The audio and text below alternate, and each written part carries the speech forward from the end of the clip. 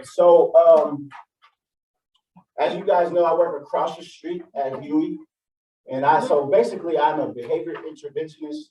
Specific, if we got really into the details of my position, I am emergency action. I don't know if any of you had to send kids to EA, but Mr. Warren, I came to have lunch earlier. We're a two-man team. We are emergency action. Restorative practices just happens to be my background. I was a manager of restorative practices for uplift education before I came to CFB. So I've been kind of charged with putting some restorative practices in place, like when we're dealing with special education students, which is it's been quite a journey, because like this is my first time in a special education full time, so it's definitely a learning process. But I want you to reflect and think right now about if you've had to deal with any special education students in the area of restorative practices. And was it the same type of experience? Was it the same type of experience when you were dealing with general ed students? And what was the difference, if there was a difference? Does anybody care to share? I think, Yes. For me, because I do have, our BRS and I work really close in hand, because we do have kids that are on behavior. Yes. So I think the thing is with them, they know their limits, but they also know how far they can go and who they can test. Who So, was they? like saying like who's they? A specific sub, like a sub is in a class. Right. So they know, oh, this is a sub, but you mean the student, the sped kid is in the class, regular gen ed, and they have a sub. So the sub doesn't know them, doesn't know they're on a behavior plan, doesn't know. Right. So it's an easier, I think, for them, their thought process is they're like, they don't know me. I'm gonna try to do this, or I'm gonna try to do that. Yeah. And then when we talk, like when I come down to me, because they've already gotten, please come get the student, please remove them from the class. And so what was different? When I'm talking to them, what was different? Why is it different without your regular teacher and with the sub? And most of the time they say, oh, because I could. Gotcha. So it's kind of like, yeah, but you would think that it's still you're active, but I think it's because like this, depending on the side, whether or not they're actively teaching or just giving them information and saying, here, you need to do this. Gotcha. And then they, they're just there to watch the class and not really, I don't know, it just depends on the sub, really. Yeah. So I think that's a lot to do with it. I think for me, just it takes a little bit longer to get them to understand. You're talking about our special education? Yes. Okay. So I think, and in all honesty, I think that sometimes if we don't know the behavior plan and if we don't have a good relationship, with our PRS and their support, I don't necessarily feel qualified to, provide that support that they need. Thank God for our VRS in our campus, because oh my God, he makes such a great difference. And when we're able to team tag with him and me, and even bring the crisis counselor as a support tree, I don't know, something like sparks in the student. So, but if it's just me alone, I feel like it takes me a little bit longer. Yeah. And then, I have to go out and look for my additional resources. All right, so she brings me to an excellent point. When dealing with special education, one of my biggest learnings, I'm pretty quick on getting somebody's behavior turned around. This is by far been my toughest year of getting somebody's behavior turned around, because I am working in SPED. So I wrote this down, and you don't have to write this down, but here are some tips when dealing with special education. know your BRS if you have one on campus, reading and understanding the BIP,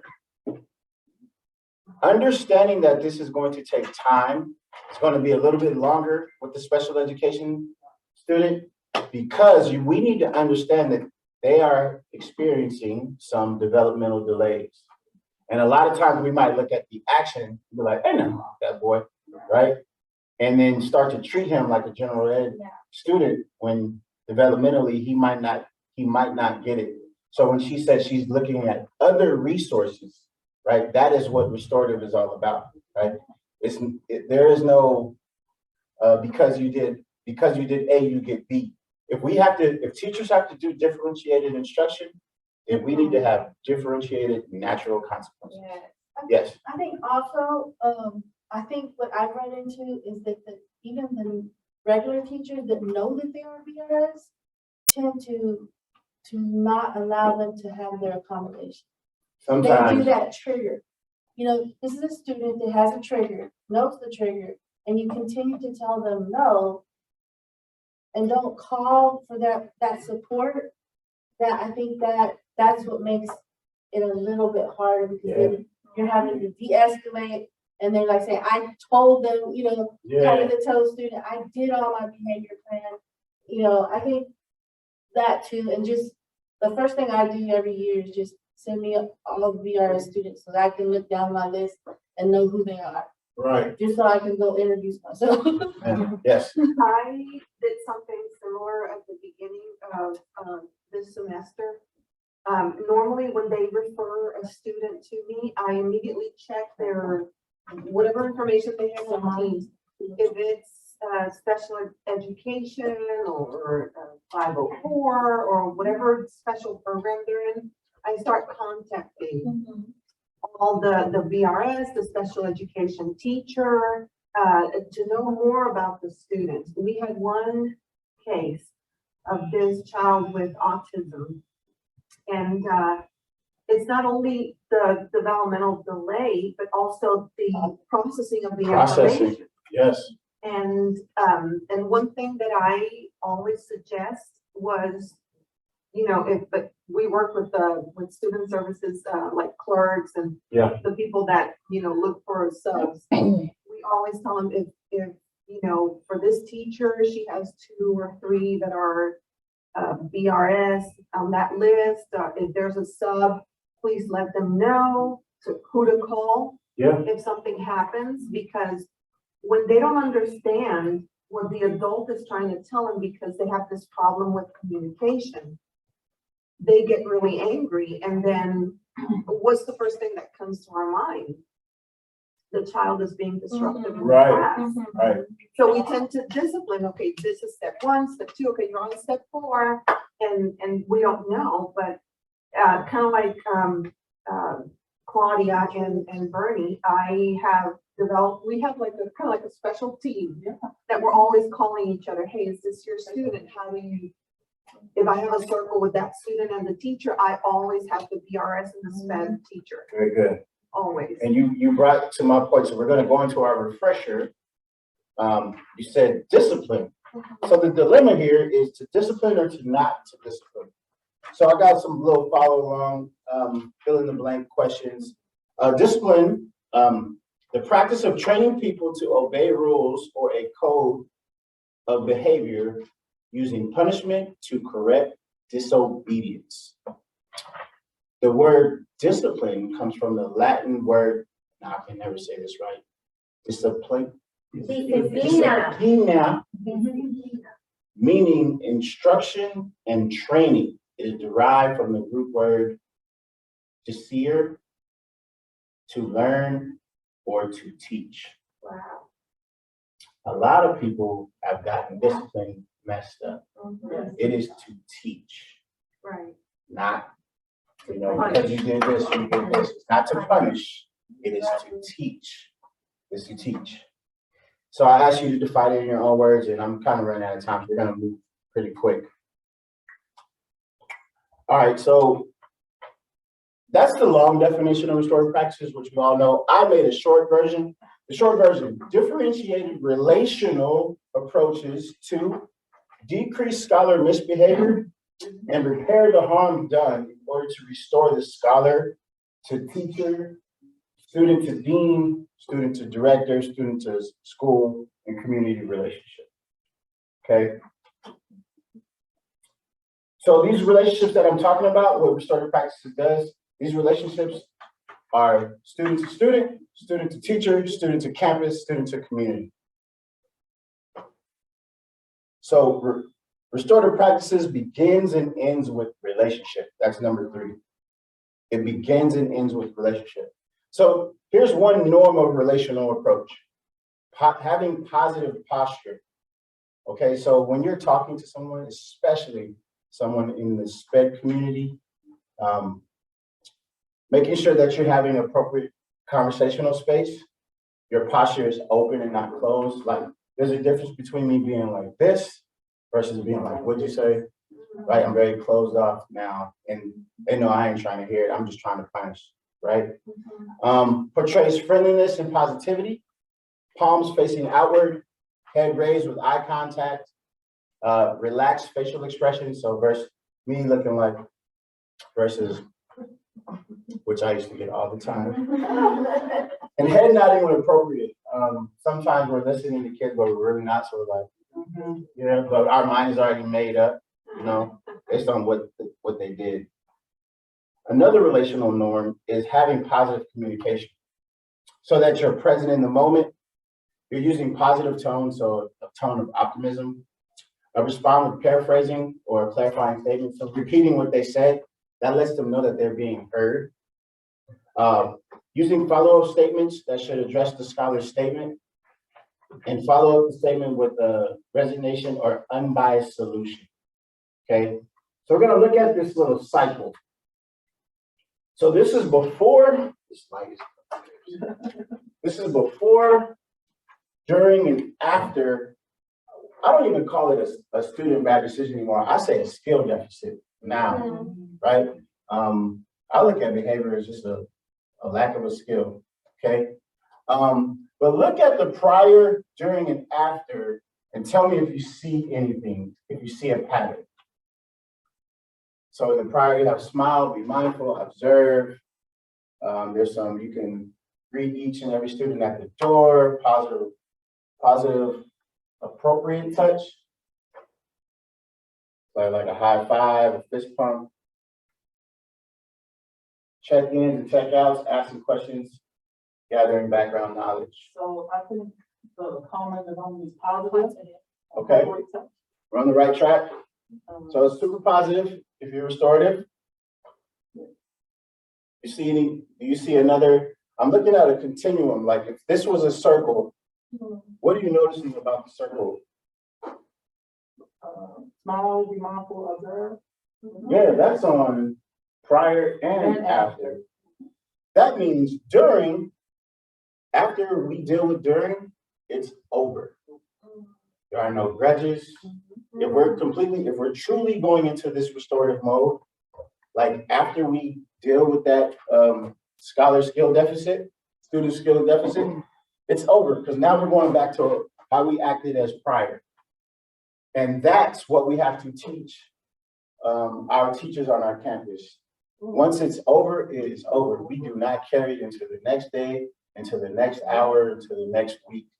It's over. And we're going to treat the kid like a kid and not somebody who's going to do something wrong. I think it's also to redirect, because sometimes when you go into that restorative little conference, when you have that professor, the professor wants to, they already know why they're there, Yes. you know? So I don't need you to let them know that, but let them know, like redirect them to stay positive. Very good.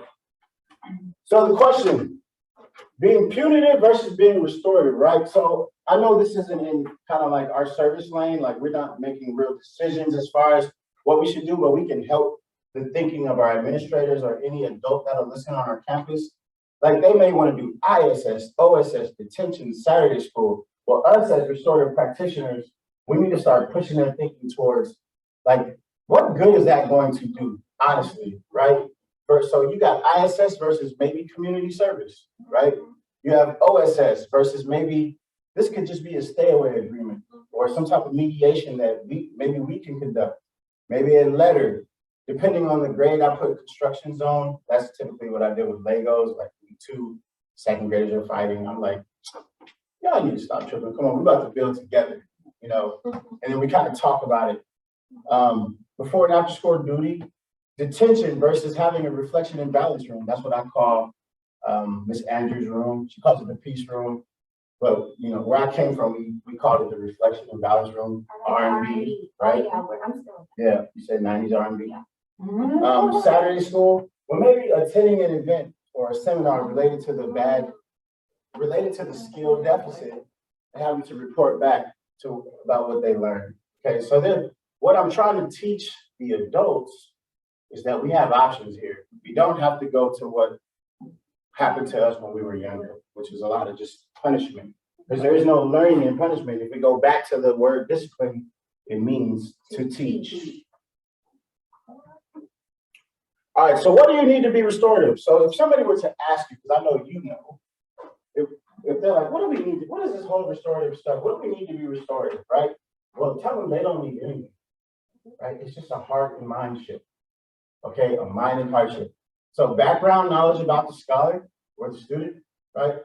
A relationship with the student, a belief that the student can change through multiple approaches, flexible thinking, and a plan for re-entry and reconnection. That's after a skill deficit, right? Or that's after a bad decision is made. Having a plan for when they re-enter, okay? So it's not a ton. You don't need a whole lot to be restorative. And I leave, I'll let you guys look at this because I only got about 20 more minutes. But these are some strategies that for all different levels. I wanted to go to my bread and butter. This is what I use every time I get a call. We get EA calls all day long, right? So me and Xavier kind of got tired of just shooting up there, going to quote unquote put out a fire. So now we're asking questions of the adult who is recommending EA. We asked these 5 questions, which everybody should probably already know. What happened? What were you thinking at the time? What have you thought about since? Who was affected and how? And what do you need to do to make things right? This question, these 5 questions put the ownership right back on the student. What we are trying to do is get the student to think. Because clearly, based on what they did, they were not thinking at the time. So sometimes this is all it takes. And they can come up with their own restorative solution that can keep them on campus, keep them in our schools, and keep them learning. And that is our ultimate goal. They are not learning anything when they're at home.